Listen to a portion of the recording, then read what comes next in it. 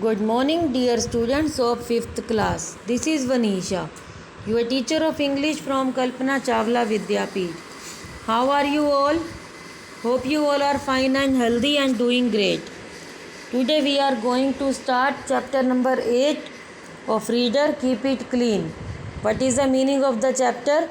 Keep it clean मतलब हर चीज़ को साफ़ रखना चाहिए, इधर उधर गार्बेज नहीं फैलाना चाहिए। जो पोएम है आपकी ये इसी बात के ऊपर है कि हम कैसे अपने आसपास सफाई रख सकते हैं, अपने एटमॉस्फेयर को क्लीन रख सकते हैं। कुछ लोग केयरलेस होते हैं, इधर उधर रैपर्स वगैरह को थ्रो कर देते हैं, बट हमें ऐसा नहीं करना चाहिए। क्या करना चाहिए? उसके बदले उसको डस्टबिन में थ्रो करनी चाहिए रैपर्स को। As a citizen of this country it is our duty to keep our surroundings neat and clean. कि कंट्री के सिटीज़न होने के नाते ये हमारी ड्यूटी बनती है कि हमें अपने आसपास की चीज़ों को साफ़ रखना चाहिए। जो हमारी आसपास की चीज़ें हैं, सराउंडिंग्स हैं, जहाँ भी हम रहते हैं या जहाँ भी हम खेलते हैं, उसके आसपास सब कुछ हमें नीट एंड क्लीन रखना चाहिए। How often do you see someone throwing garbage around you and stop them from doing so? ऐसा कितनी बार हुआ है कि आपने किसी को देखा हो इधर उधर गार्बेज डालते हुए और आपने उसको रोका हो ऐसा करने से? Are you always careful to throw garbage in the dustbins only? क्या आप इतने केयरफुल हो कि गार्बेज को सिर्फ डस्टबिन में ही डालते हो? अब ये पोएम है बेटे आपकी। The city is dirty was their remark people ease themselves in a big public park. क्या मतलब है इसका? कि ये जो सिटी है, हमारी जो सिटी है जहाँ पे हम लोग रहते हैं, ये क्या है? बिल्कुल गंदी हो रही है। यहाँ पे आप देख सकते हो ना कि कितना डस्ट फैला हुआ है, इतने जगह जगह पे कूड़ा फैला हुआ है। तो ये सिटी कितनी गंदी है जहाँ पे लोग रहते हैं। तो ऐसा नहीं होना चाहिए। क्या ये सिटी की निशानी है कि हमेशा गंदी रहती है ये? तो पोएट क्या कह रहे हैं कि सिटी हमेशा क्या ऐसी गंदी रहती है? People ease themselves in the big public park. कि लोग जो हैं, ईज़ का मतलब रिलीफ करने, अपने आप को रिलैक्स करने के लिए शाम को घूमने के लिए पब्लिक पार्क में जाते हैं। तो वहाँ वो क्या करते हैं? There is garbage everywhere we throw it without a thought though to keep clean from childhood we are taught. कि वहाँ पे लोग हर जगह पे क्या फैला देते हैं? गार्बेज फैला देते हैं, कूड़ा कचरा कर देते हैं, बिना कुछ सोचे कि इसको कौन साफ़ करेगा। सबकी ड्यूटी होती है ना सफाई रखना हर जगह पे। क्लास में भी आप लोगों को सिखाया जाता है कि जो भी आपका डस्ट है, गार्बेज है, उसको डस्टबिन में थ्रो करोगे। ये हमें बचपन से ही सिखाया जाता है। दो to keep clean from childhood we are taught. हमें अपने बचपन से ही सिखाया जाता है कि हमें अपने आसपास सब कुछ क्लीन रखना चाहिए। Sip the Frooti munch the chips throw the wrappers on the ground where there is so much garbage why should I bother if more is found. अब पोएट क्या कहता है कि लोग पार्क में जाके क्या करते हैं? फ्रूटीज़ पीते हैं, चिप्स खाते हैं। मंच द चिप्स का मतलब चिप्स खाते हैं, फ्रूटी पीते हैं, और जो इनके रैपर्स होते हैं वो पूरे ग्राउंड पे इधर उधर फैला देते हैं। When there is so much garbage, जब वहाँ पे इतना ज़्यादा गार्बेज होता जा रहा है, जैसे कि पिक्चर में भी दिखाई दे रहा है, तो कौन इसकी टेक केयर करेगा? अगर यहाँ पे और भी कूड़ा दिन भर दिन बढ़ता जाएगा तो उसका ध्यान कौन रखेगा? अब ये तो क्वेश्चन अराइज हो गया कि अगर हम लोग ऐसे ही पार्क में या इधर उधर जहाँ भी जाते हैं वहाँ पे अगर हम कूड़ा फैलाते रहेंगे तो वहाँ पे उसकी सफाई कौन करेगा? सिर्फ स्वीपर्स की तो ड्यूटी नहीं होती है ना उसका सफाई कर रखना, हम लोगों की भी ड्यूटी होती है कि हम उनको ना डालें। Okay. Who through the garbage? Why can't the place be green? I did not throw it, so is it so difficult to make it clean? अब वो पोएट पूछता है कि कौन यहाँ पे गार्बेज इतना डाल के चला जाता है? कौन इसको बिल्कुल ग्रीन जगह रखने में हेल्प करेगा? हम जगह जगह गार्बेज डालेंगे, गंदगी फैलाएंगे, तो उससे क्या होगा? जो आपका पार्क है वो बिल्कुल भी साफ़ सुथरा दिखाई नहीं देगा, ग्रीन दिखाई नहीं देगा, हर जगह कूड़ा कचरा दिखाई देगा।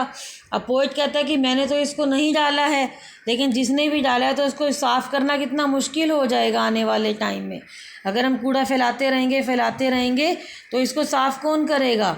डिफ़िकल्ट हो जाएगा ना इसको साफ़ करना। We will keep it clean. अब जो बच्चे हैं वो कहते हैं हम इसको साफ़ करेंगे। If we have the will to do so keep the city clean, don't be your own four.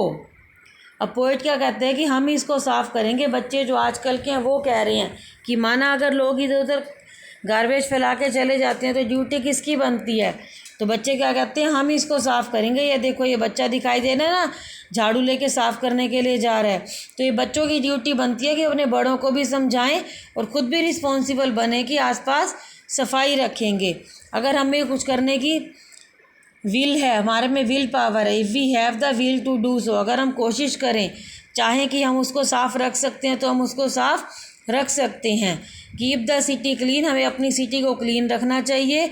Don't be your own फो का मतलब क्या होता है, दुश्मन, कि अपने दुश्मन खुद नहीं बनना चाहिए। क्योंकि गार्बेज होगा तो क्या होगा, गंदगी फैलेगी, मच्छर हो जाएंगे, तो उससे क्या होगी, बीमारियां फैलेंगी ना। तो बीमारी फैलेगी तो अपने हम लोगों के ही पैसे लगेंगे उसको ठीक करने के लिए। तो इसलिए अपने दुश्मन नहीं बनना चाहिए। जहाँ भी गार्बेज दिखाई देता है उसको खुद भी साफ़ करना चाहिए और लोगों को भी मोटिवेट करना चाहिए कि वो उसको साफ़ करें। Okay, as per environmental performance index, India stands 123rd in cleanliness and sanitation among 163 countries in the world. कि पूरे वर्ल्ड में 163 कंट्रीज़ हैं और उसमें जो इंडिया का नंबर है ना सफाई के मामले में, वो 123rd है। मतलब इंडिया इतनी पीछे है। इसका मतलब क्या है कि इंडिया में इतनी गंदगी है, जगह जगह पे लोग केयरलेस हैं। Most of the Indian cities and towns are littered with garbage and are a site for open defecation. कि बहुत सारी ऐसी इंडियन सिटीज़ हैं, टाउन्स ऐसे हैं जहाँ पे गार्बेज जगह जगह पे फैला रहता है, जो कि ऐसे ओपन में फैला रहता है और कोई उसकी केयर नहीं करता। According to charitable foundation WaterAid, less than a third of Indians 1.2 billion people have access to proper sanitation and toilets, and more than 186,000 children under 5 die every year from diseases caused by unsafe water and poor sanitation। क्या मतलब है कि charitable foundation जो है, water aid मतलब जो कि सफाई वाले कामों के लिए पैसे देते हैं, वो जो फाउंडेशन है वो कहता है कि पूरे इंडिया में 1.2 बिलियन लोग हैं। जितने भी लोग हैं उसका 1/3 लोगों के पास ही प्रॉपर सैनिटेशन या टॉयलेट्स हैं।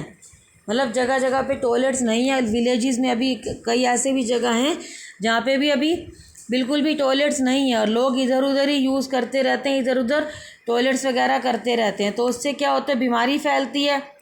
और 186,000 चिल्ड्रन ऐसे हैं जो 5 ईयर से भी नीचे ऐसे बच्चे होते हैं हर साल, जो कि बीमारियों की वजह से या गंदे पानी की वजह से या पुअर सैनिटेशन की वजह से उनकी डेथ हो जाती है। To deal with this issue, government of India launched Swachh Bharat Abhiyan of clean India और clean India mission of 2 October 2014, the birthday of independence leader Mahatma Gandhi. तो इन इश्यूज़ को देखते हुए गवर्नमेंट ने क्या किया, लॉन्च किया था स्वच्छ भारत अभियान। सुन रखा आगे होगा आप लोगों ने। क्लीन इंडिया मिशन 2 अक्टूबर 2014 को इंडियन गवर्नमेंट ने ये लॉन्च किया था प्रोग्राम। कब किया था ये, महात्मा गांधी जी का बर्थडे जब आया था 2014 में, 2 अक्टूबर को उनका हर साल बर्थडे आता है। तो महात्मा गांधी जी भी सफाई के प्रति काफ़ी जागरूक रहते थे। वो भी लोगों को यही कहते थे सफाई रखो।